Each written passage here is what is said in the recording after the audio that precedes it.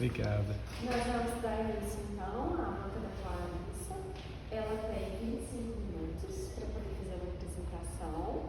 Aí depois a gente faz aqui uma conversa com ela, a professora Paola, que é a nossa professora convidada, a professora Lúcia, que é a nossa professora da casa e que participou da banca intermediária da Paola, e o Braulio, que é o nosso egresso, formou aqui conosco na arquitetura. E a gente sempre chama um egresso para estar conosco, tá?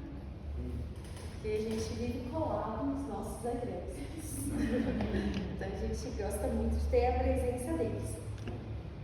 Obrigado. Você pode ficar totalmente à vontade. Eu vou só controlar o tempo e na hora que você atingir 20 minutos eu vou te avisar.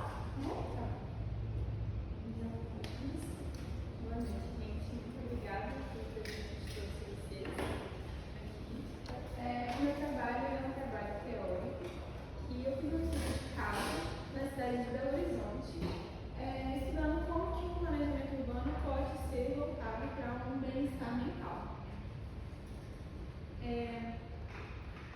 Bom, eu fiz aqui um rápido sumário, né, para a gente ir acompanhando, vocês vão conseguir acompanhar de acordo com os meus tempos. Bom, uma introdução que eu quis colocar aqui foi falando um pouco sobre a cidade, sobre saúde mental e sobre o caso específico de Belo Horizonte. Belo Horizonte ela foi criada para ser uma cidade-jardim com essa foco em obra, em progresso e higiene, só que com o passar do tempo as transformações geraram exclusões socioespaciais, na verdade. Hoje em dia nós temos vários estudos que confirmam que o ambiente urbano interfere sim dentro do bem-estar mental das pessoas e sentimentos de pertencimento, de segurança, tudo isso é influenciado pelo espaço urbano.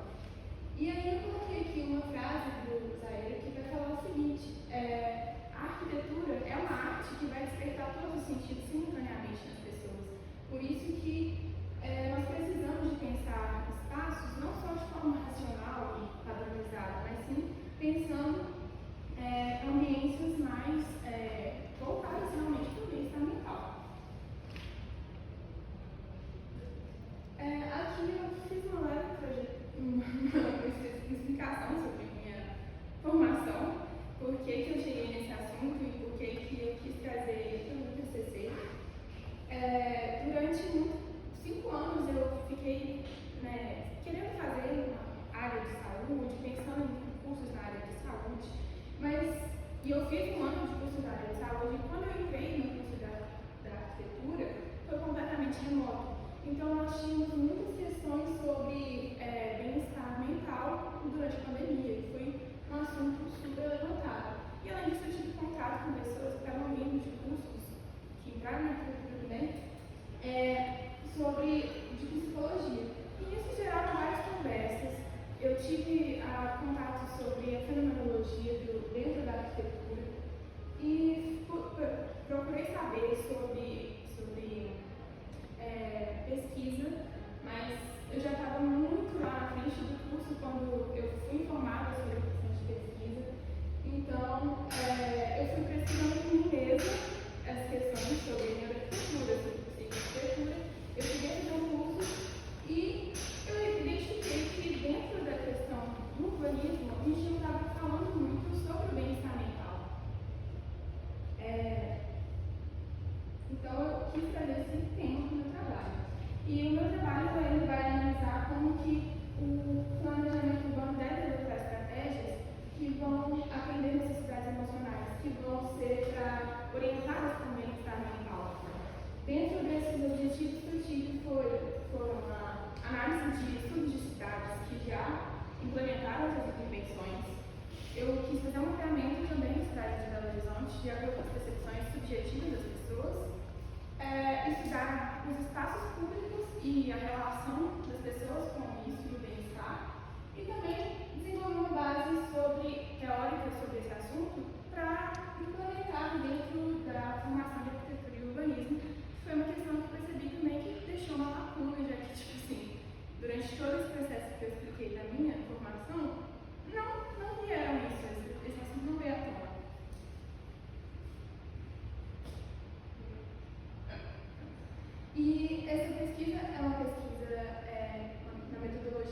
qualitativa e quantitativa. E eu fiz uma revisão bibliográfica sobre coisas que já foram analisadas, eixos de diretrizes de outras cidades e as diretrizes, lugares que já aplicaram essas diretrizes.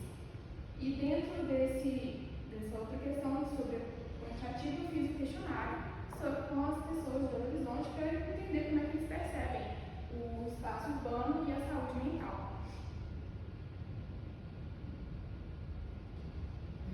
A metodologia do meu questionário também é uma metodologia mista, que vai trabalhar com a memória e a afetividade incorporada. E dentro das dimensões de qualitativo, eu trouxe as experiências prévias das pessoas, o mapeamento afetivo e a avaliação do espaço urbano. E dentro do quantitativo, a escala PANAS, a percepção do espaço urbano e as estratégias de ação das pessoas.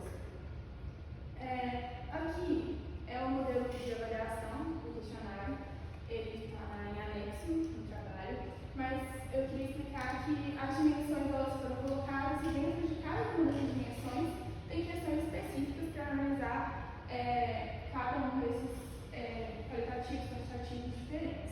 E aí essas cores que eu coloquei também tem a ver com o tipo de dimensão, e lá na frente, quando eu trouxer os resultados, vocês vão ver que acompanham a mesma lógica, mesmas cores.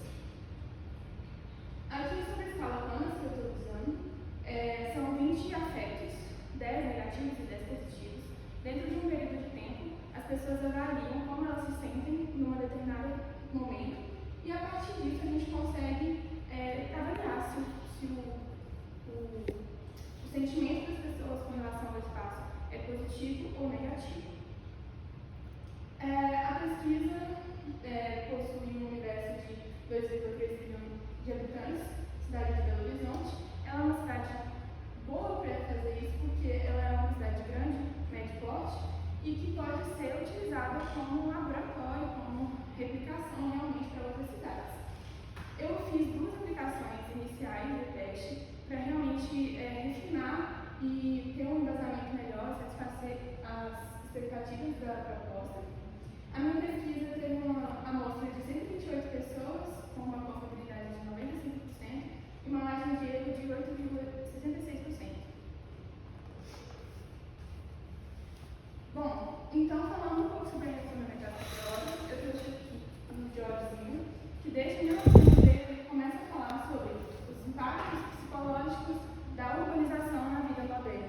E o que ele vai falar? Ele vai falar exatamente que essa quantidade enorme, absurda de pessoas e esses estímulos absurdos vão levar a pessoa a ter, na verdade, uma lógica impessoal. Elas vão, que eu chamo de de lazer, elas vão ter uma apatia, um distanciamento emocional. Então, ao invés de elas quererem estar na cidade, eles vão se retrair. E com isso, a gente percebe que o seguinte, que ele traz de interessante, é que a cidade, o planejamento urbano, tem que ter acolhimento, tem que ter vínculo e tem que ter o bem-estar emocional das pessoas para poder funcionar e não criar essa atitude de lazer, essa apatia, esse distanciamento. Bom, aprofundando ainda mais essa crítica urbana, eu trouxe o Wayne Lefebvre, que vai falar sobre o espaço urbano, né? Ele simplesmente não foi produzido para o bem-estar mental, ele foi produzido com uma lógica capitalista, ele foi produzido com relações de poder, de economia, e ele vai estruturar esse pensamento dele em 3 tipos de espaços, que é o espaço percebido, o concebido e o vivido. Dentro disso, com cada uma dessas questões, né, o percebido é as práticas, o concebido são as representações técnicas mesmo, e o vivido a questão das realmente experiências das pessoas. E isso ele cria um modelo, que é o espaço diferencial, que vai ser um espaço que valoriza a diversidade, a vivência e a apropriação simbólica dos lugares. E ele propõe que o planejamento urbano seja integrando práticas de sensíveis, práticas inclusivas, aos afetos, às memórias das pessoas dentro da cidade. Baseado, né, nesse pensamento, eu trouxe a Alice Newman, que ela vai falar, praticamente se baseia muito sobre um espaço vivido, que ela fala o seguinte, que as cidades são uma trama de significado.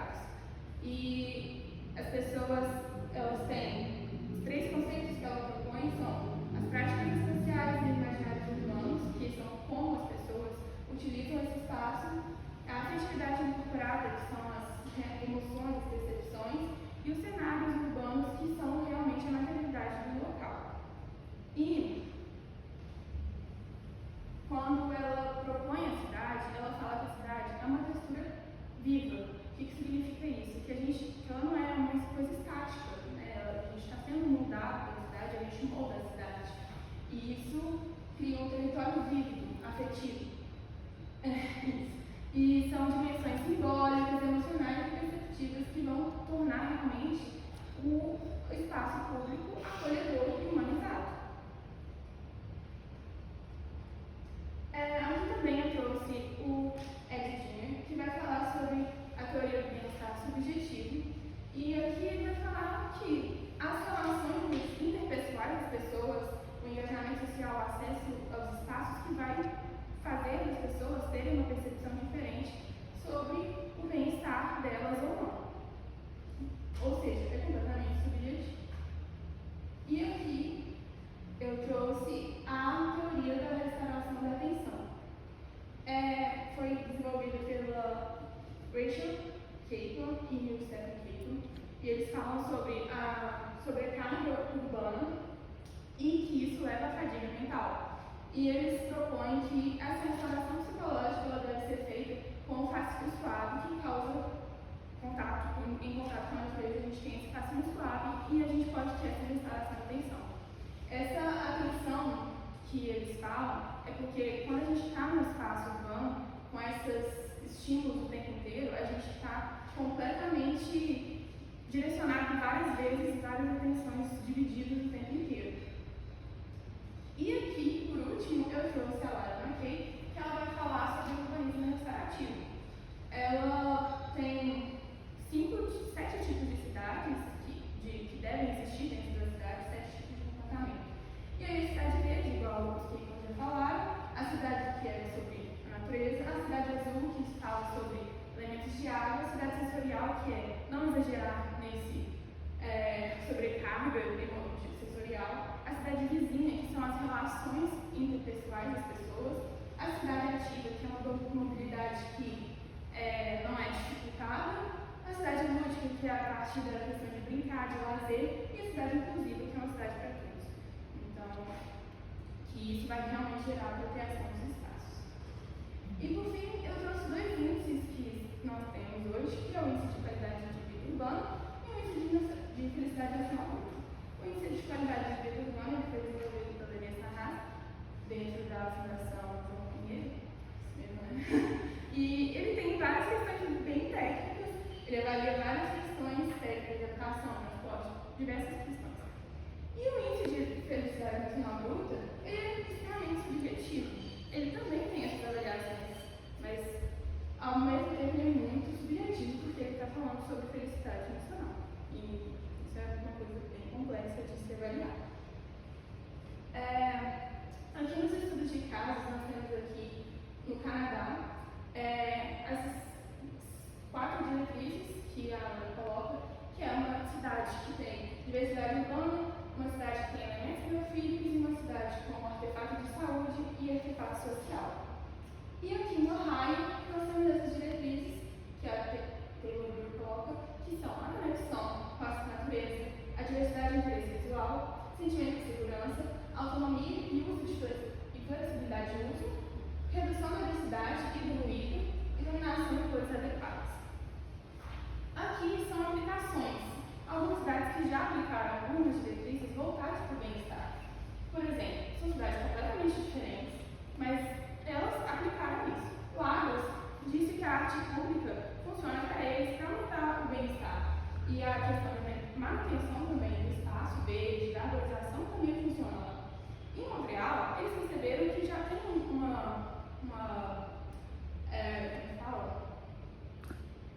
uma saúde, um bem-estar mental já voltado para isso, mas eles quiseram aprofundar mais na pesquisa, nas pessoas realmente entenderem sobre bem-estar mental, sobre saúde mental. Em Tóquio, eles perceberam que eles podiam preservar e aumentar os espaços deles, aumentar um pouco mais a estrutura para pedestres, ciclistas e melhorar de forma geral a mobilidade ativa e a reivindicação de áreas que estão sendo completamente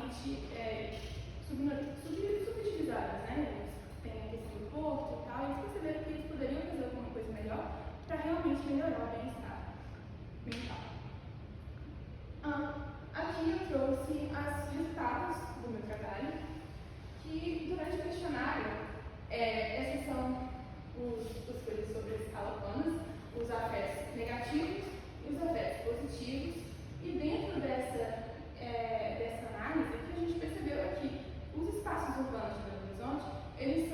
neutros ou negativos. O que isso significa?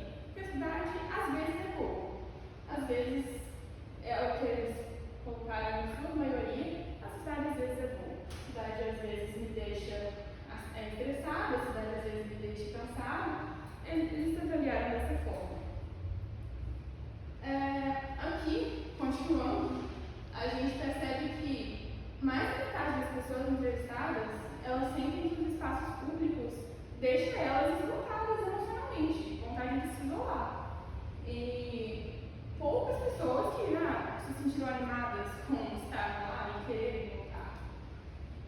Aqui são sobre adaptações e comportamentais. Então as pessoas vão falar assim que elas evitaram alguns espaços por causa do bem-estar emocional, do desconforto emocional.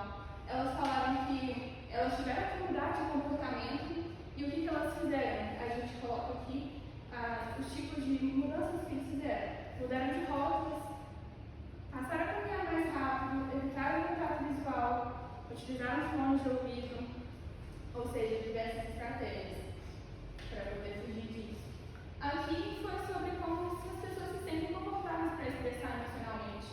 E a gente percebeu que não, eles não se sentem confortáveis. A cidade de Belo Horizonte demonstrar sentimentos, demonstrar vulnerabilidade, e as pessoas não sentem que elas podem baixar a guarda emocional em Belo Horizonte. E isso causa ainda mais posturas de evitação nos locais e posturas defensivas. Bom, aqui é sobre o tipo de se o ambiente urbano vai afetar ou não o emocional das pessoas, e eles falam que depende do lugar. A maior parte das pessoas aqui falam que depende do lugar. E quando eu perguntei se eles já foram para um espaço público para sentir maior bem-estar, eles falaram que ficaram bem na média ali também, muito equilibrado.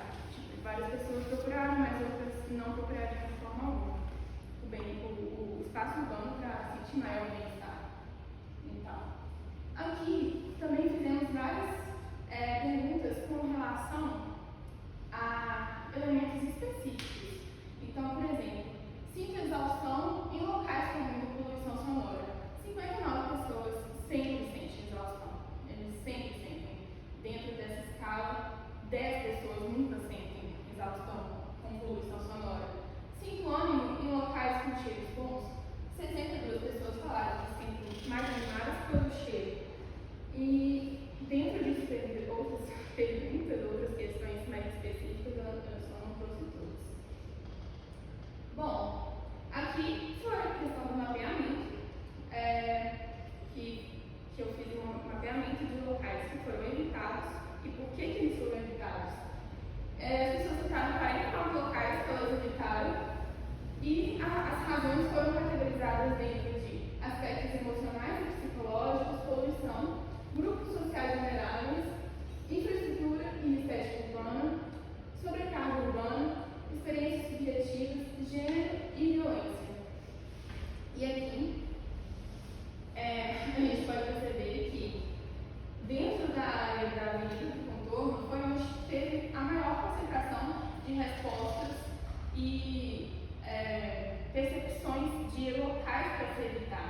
E aqui a maior quantidade, a maior razão são aspectos psicológicos e emocionais, entre outros. E aqui eu trouxe mais aproximado da área central.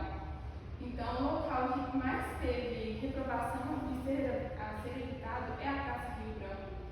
Então, 9 pessoas falaram que não vão para a Praça Rio Branco, evitam a Praça Rio Branco por aspectos emocionais e psicológicos, e em segundo lugar, por questões de presença de grupos sociais vulneráveis.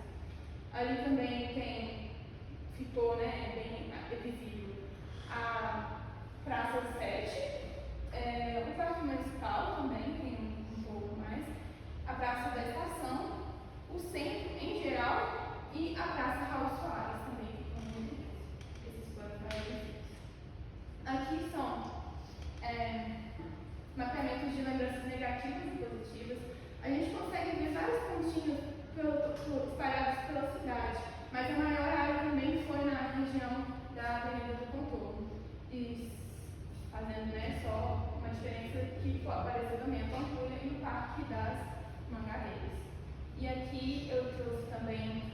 cenário.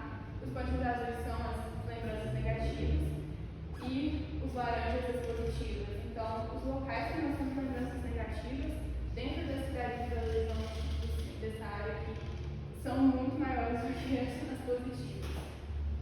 Que ficou aqui, né, a Praça da Liberdade e o Parque Municipal como positivas. E as outras é a Praça Rio Branco, Praça 7 e Praça da Estação. E aqui foi um mapeamento sobre a falta ou tem ou não tem bem-estar. E também foi um resultado muito parecido. Só que a diferença foi aqui que locais que não despertam, tá? Não despertam ao mesmo tempo. Como é que fala? Os locais que despertam lembranças negativas não despertam ao mesmo tempo bem-estar mental, a não ser pelo Parque Municipal e a Praça dos Soares, que teve um índice um pouco maior. E aqui eu trouxe as propostas para esse planejamento urbano que seja centrado em um bem-estar mental. A minha primeira proposta é a criação de um índice de avaliação de bem-estar urbano que incorpore essa avaliação do bem-estar mental, porque realmente é indispensável fazer uma avaliação do espaço urbano, do planejamento urbano, sem entender que as pessoas realmente precisam de satisfazer a saúde mental delas. Que isso é tão importante quanto a infraestrutura e as outras coisas. E aí, depois eu trouxe as nossas diretrizes para o planejamento urbano.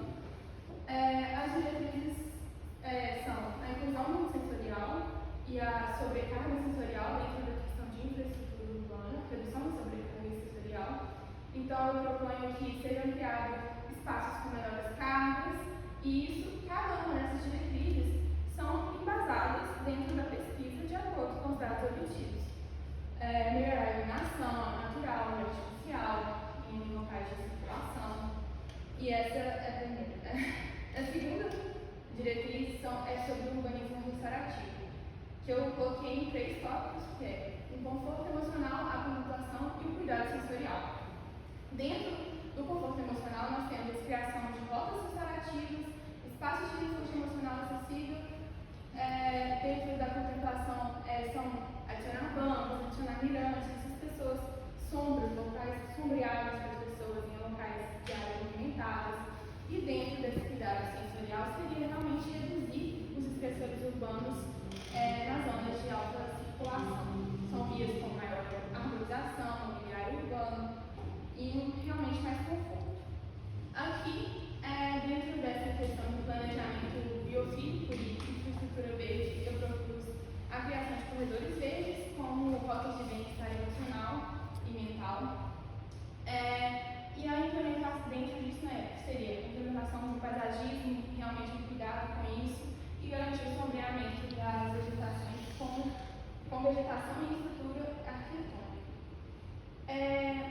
Nesse aqui eu falei também sobre a questão da promoção da arte, cultura e valorização dos espaços culturais, porque nós percebemos durante a pesquisa que a arte, né, de cultura não demonstra muito interesse pelas pessoas. Tanto faz. Então a gente realmente propõe que isso seja promovido para que seja valorizado essas identificações, porque isso gera uma questão de pertencimento e maior sensação de comunidade mesmo. Aqui a questão da mobilidade urbana, que foram ampliar as questões de caminhabilidade, tirar barreiras realmente físicas, fazer calçadas mais seguras e a promoção de rotas seguras também. Então, não é só uma questão de promover mobilidade, mas promover uma mobilidade que seja segura para as pessoas, não que tenham um sentimento ruim com relação a isso. E, por fim, essas outras duas, que é a promoção da educação urbana, né, sobre saúde mental, e também a ampliação do planejamento participativo, de fazer com que as pessoas não só entendam, mas participem com dados de bem-estar psicológico.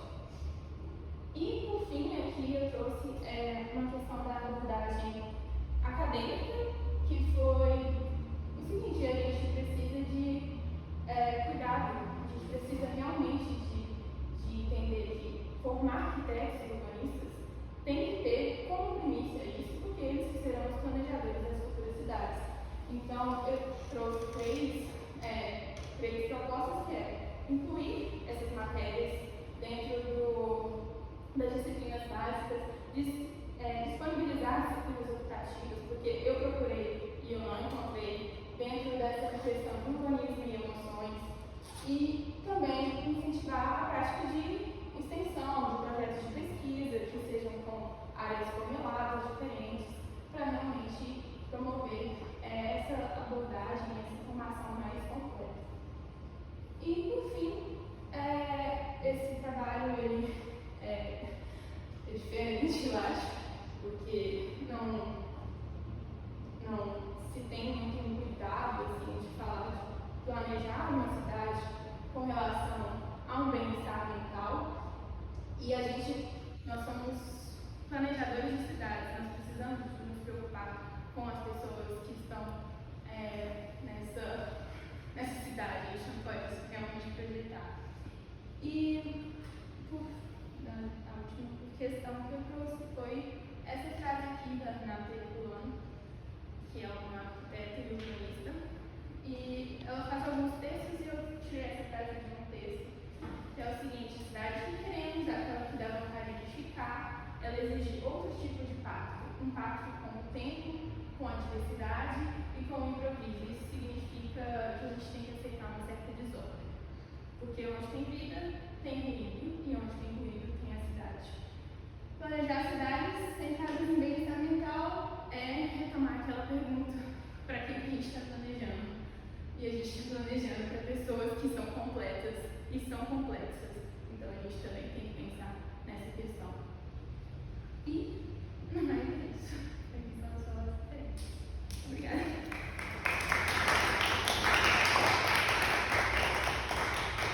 Obrigada, Alice. Então, eu vou passar a palavra para a professora Paola comentar. Bom, Clarice, parabéns pelo trabalho, quero agradecer a nossa colega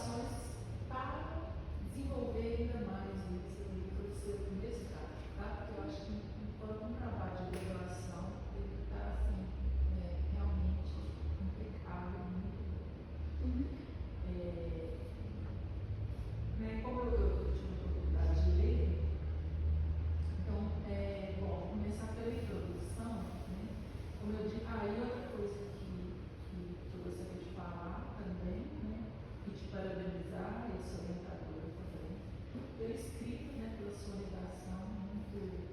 Trabalhamos bastante. Uma escrita muito, né, muito bem cuidada, uma apresentação do trabalho, né, até mesmo as suas pranchas, né? Então, um rigor estético né, e da escrita mesmo muito bom. Então, só falando da sua introdução, né, eu acho, ela está super completa, mas eu achei que você, em alguns momentos eu fiquei assim, será que a introdução, ela já está entrando no referencial teórico? Porque aí você está falando que você estuda de casa em BH, e de repente você começa a contar a história de BH, e aí cita vários autores, né? Enfim. Então, acho que ela ficou um pouco extensa demais, né? E aí acaba que a gente se perde um pouco, né? Naquela coisa de produção, justificativa, objetivo, metodologia né? E organização do trabalho. Assim. Eu acho que essa história de Belo Horizonte é importantíssima, mas ela poderia ter vindo como uma referência, um primeiro referencial teórico, ou depois também, né? Que você faz aquela hora do trabalho. Bom, em relação ao referencial teórico, aí, de novo, né? Para um trabalho futuro, para a continuidade desse trabalho, eu senti falta de um embasamento anterior ao contemporâneo, sabe? Quando você pega o Lefebvre, né, falando que se baseia na cidade capitalista, no desenvolvimento industrial moderno, capitalista, enfim, né, essa cidade foi feita para dar condições para o crescimento econômico e as pessoas que que a forma que vivem, né, na cidade, que a cidade é a materialização da sociedade, né, a própria sociedade foram desconsiderados. Então, acho que valeria a pena você começar aí, lá nessa revolução do século XIX, século XIX, e aí vir contando toda essa questão, anos progressistas, né, enfim. E aí a crítica dos anos 60, talvez não no Brasil, né, como país de todo periférico posterior, mas a crítica dos anos 60, e aí você tem, por exemplo, a Jane Jacobs, que você até coloca ela, eu não sei se foi uma interpretação minha, mas se você coloca a Jane Jacobs e o modelo, você traz eles numa análise mais contemporânea, mas eles são lá da década de 60. Né? A Jane Jacobs é a primeira que fala, né, das grandes cidades americanas, da questão da violência, né, da rua, da segregação. E o Mianel 71, o Mianel vem já falando sobre a cidade das pessoas, né, a diversidade, a escala da rua, né, mobilidade ativa, né? Então, acho que vale a pena. E aí eu traria também nessa discussão duas coisas, principalmente um, que é o Kevin Lynch, da imagem da cidade, porque eu acho que ele traz coisas que estão lá, que hoje, por exemplo, ele fala da legitimidade da cidade, né? Ele fala do comportamento ambiental, né? Ele é um dos primeiros arquitetos urbanistas, lógico, os psicólogos já estão falando, mas arquiteto urbanista vem falar do comportamento, né? Que o ambiente ele influencia o comportamento das pessoas. É um mapa mental, né? Que ele já mostra, enfim. Então, acho que poderia trazer, sabe, apesar de que ele já está um pouco ultrapassado, muita gente não lembra, mas quer Lynch. Mas ele é uma referência muito bem forte, assim, nesse contexto, sabe, nessa história, tá? Então é isso, e o próprio Aldo Rossi, né, italiano, que ele fala da arquitetura da cidade, que você fala uma das suas diretrizes, a questão dos símbolos, né, dos monumentos, ele fala tanto da importância dessas cidades históricas, dos monumentos, né, do simbolismo, principalmente na Itália, né, todo essa questão. Então, acho que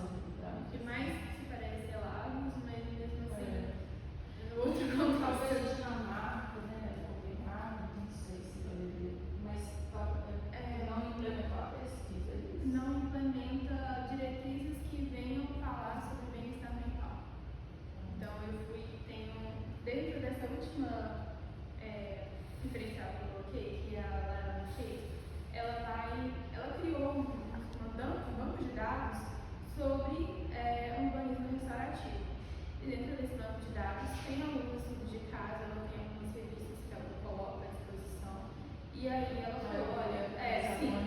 Então, eles colocam, essa cidade já fizeram essa implementação. A Dinamarca, eu não sei se tem alguma. Eu vou pegar Isso referência, mas eu falo talvez um pouco por, né, falar tanto, já estou livre, talvez um pouco mais próximo, assim,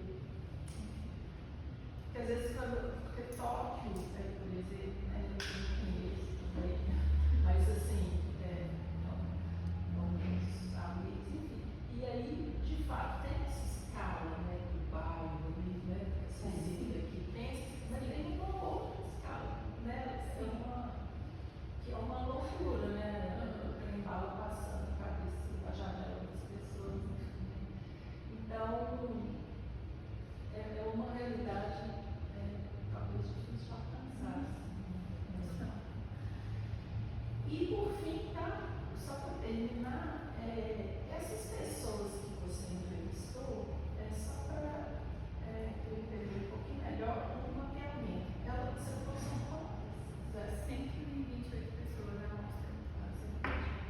E aí você sabe de onde que elas moram?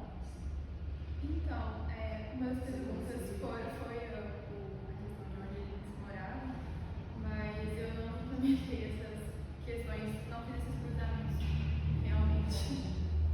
Mas porque às vezes eu acho assim, né, que como nós estamos aqui, né, na Centro-Sul, talvez, não sei como que foi, né, essa busca, talvez seria interessante até para a gente entender que se a maioria dessas pessoas vivem na região Centro-Sul, Não era esse o padrão. Não era esse o padrão. Existe sim uma quantidade, mas de fato ficou bem espalhada a pesquisa. De todas as regionais de Belo Horizonte, teve pelo menos uma ou duas pessoas. Mas eu falo depois. Ou então deixa eu falar agora. Esse é um grande problema, né? Porque como uma pessoa individual vai conseguir fazer uma amostra representativa, né? Ela alcança só os pares dela, ela não consegue alcançar. Mas, como eu falei muito isso com ela, assim, olha, o seu dado, do ponto de vista científico, ele não tem a validade que a gente gostaria que tivesse, né? Mas só que o seu processo, ele é completamente válido cientificamente, né? Só que a gente não consegue atingir porque é uma pesquisadora individual, não é uma fundação da pesquisa. E eu tenho ponto, né? Então, eu fui colocar a pesquisa, disponibilizou a pesquisa durante 3 semanas. Então, ela atinge mesmo os pais, né? E aí, no máximo, como é que a gente trabalha todos esses dados? Porque o questionário ficou grande. Como é que você trabalha todos esses dados? Como é que você faz todos esses cruzamentos? Né? Numa aluna que não falta de interesse ou de mérito dela. Mas, no nosso curso de arquitetura, nós não temos uma disciplina de metodologia de pesquisa. Eu realmente fui atrás, mas uma disciplina extremamente superficial. Ela fez uma disciplina que era muito qualitativa e muito centrada em como elaborar projetos de pesquisa, não como fazer uma pesquisa. Entendeu? Então, nós tivemos todos esses desafios. Então, eu acho que, no fundo, eu fiquei satisfeita assim, que tem insights que fazem a gente pensar um pouquinho, né? E até esse exercício de tentar representar isso, tudo foi a apresentação. Porque quando a gente vê, né, mas o que é importante ela saber ter consciência. Quando a gente vê esse eixo aqui, sul aqui, o Noroeste aqui é mais isso. Mas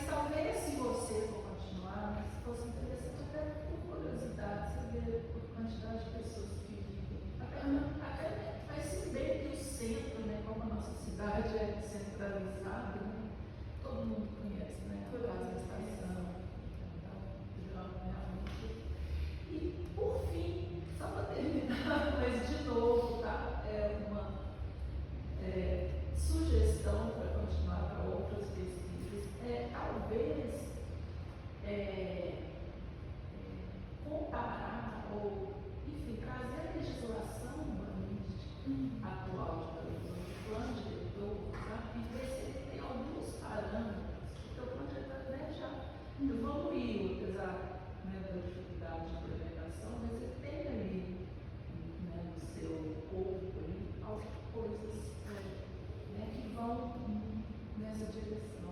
Então, talvez fazer um comparativo do que plano traz, né, tanto a favor quanto ao contrário da pessoa que depende. Você fez todo isso preciso. Obrigada. Parabéns. Novamente, agradecer por participar do Salvando, que acompanha um pouco o seu processo. Desde a outra apresentação, eu já tinha mencionado, né, tanto que o seu trabalho é importante, ele é necessário, e eu vi de perto assim, o seu esforço de mostrar as diretrizes. Vou pegar o gancho do que eu falo da Paula. Eu concordo com o que a Paula falou. Também se te falo, acho que o Kevin a gente pode dar uma. O Kevin a gente tem que ler, fazer uma leitura crítica, porque ele está sendo criticado atualmente. Por causa da visão muito, né, formal, mas. Exato, mas eu acho que tem uma questão que vai grudar na nossa defesa, nas suas análises políticas, nas suas análises políticas e nas suas defesas. Pode ser interessante. Porque quando a gente olha para o desenho da cidade, como que esses desenhos eles chamam a atenção? São lugares onde deveria ser legal, onde um lugar foi planejado para ser legal é o pior lugar. O lugar de convívio social é o pior. Né? Então, assim, tipo, são lugares que se destacam no desenho. Então, acho que é uma pegada muito importante, né? Sobre o que a colocou. E sobre essa questão da.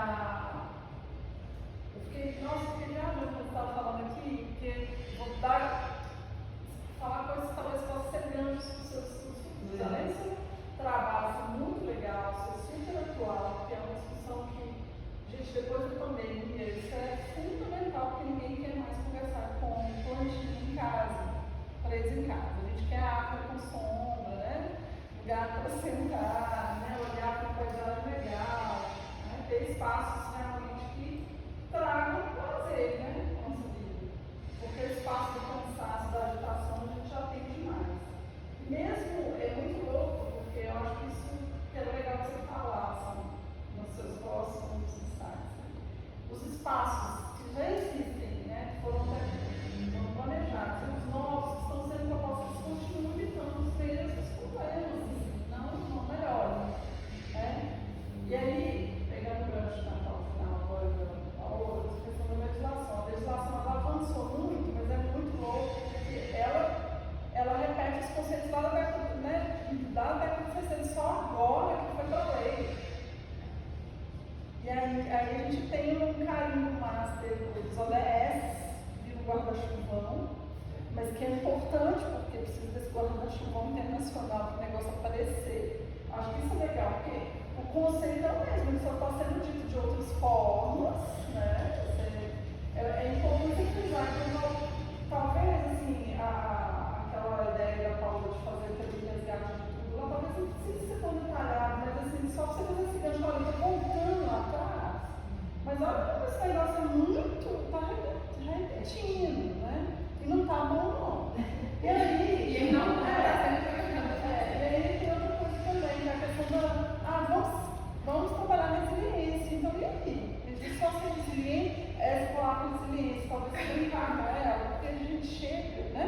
Ser resiliente demais. Assim, essa palavra já me dá nervosa. Eu sou de cidade minerária, então não me peça para ser resiliente. Eu não dou conta, entendeu? Então, assim, não é uma cidade que nem cidade grande, com 1000 problemas, entendeu? Então, as cidades grandes, eu acho que você podia falar disso também, as grandes, independente do tamanho, do porte, da forma, elas repetem os mesmos problemas. Você fez um trabalho numa cidade grande, mas ali do lado tem uma pequenininha que está seguindo aquele modelinho. Assim, por que isso acontece? Assim? E esse caos mental se repete. Até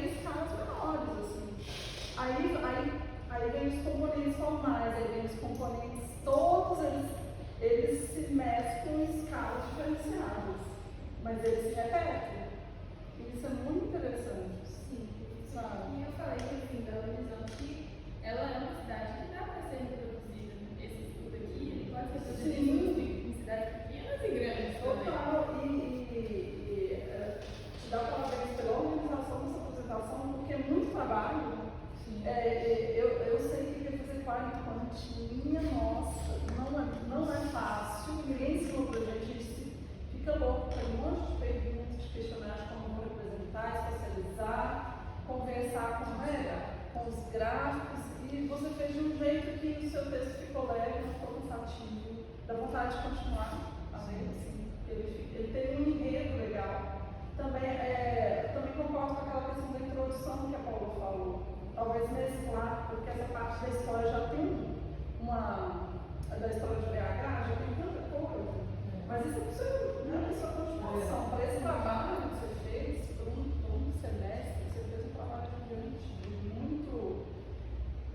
muita dedicação, de muito esforço. Sua redação é muito bacana, tá? De parabéns, porque a gente precisa.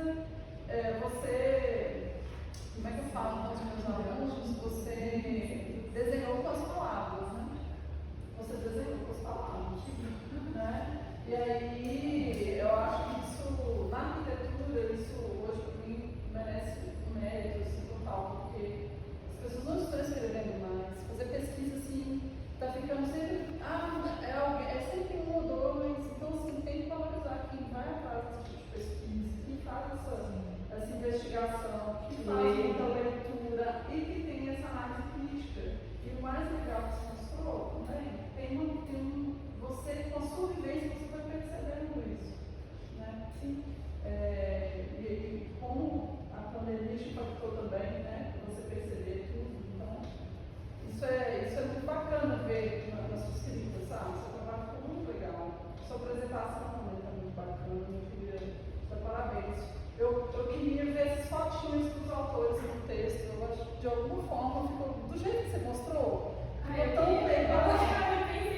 De alguma forma, eu acho que pode, não sei, sabe, para apresentar de outra forma, incorporar, mas porque ficou legal do jeito que agrupou a parte teórica, porque você falou no final uma coisa importante, os alunos precisam ler, os alunos vão querer ler, o negócio fica mais assim, que sabe, dá mais vontade, né? Você vê no Eu ia ver a cara disso.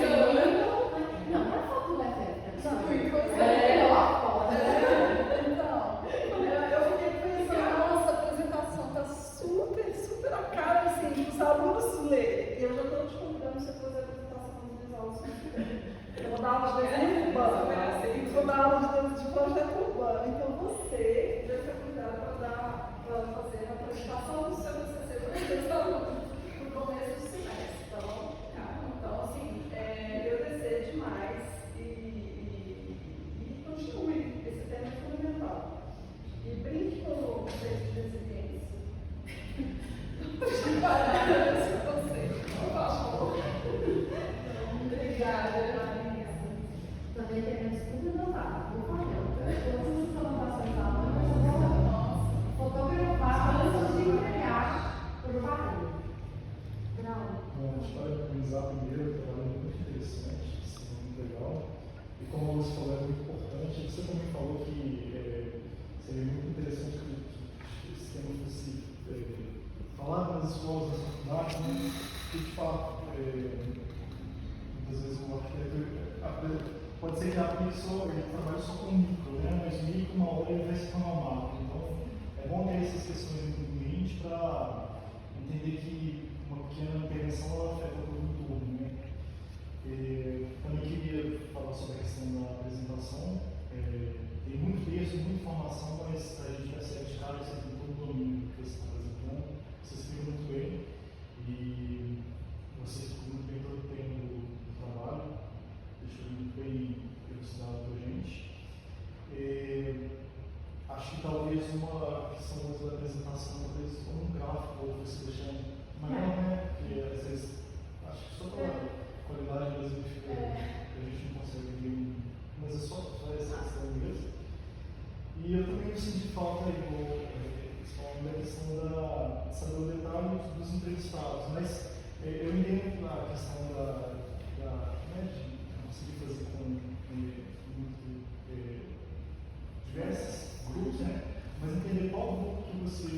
foi a idade, qual que foi, você tem que saber esse detalhe, sabe? Qual é o detalhe dos entrevistados, para a gente ter mais ou menos uma ideia de onde está saindo essa informação, tá? Mas, de forma geral, para mim isso foi muito bom. Obrigada. Muito bem. Então agora, gente, a gente tem um protocolo que a gente pede para vocês saírem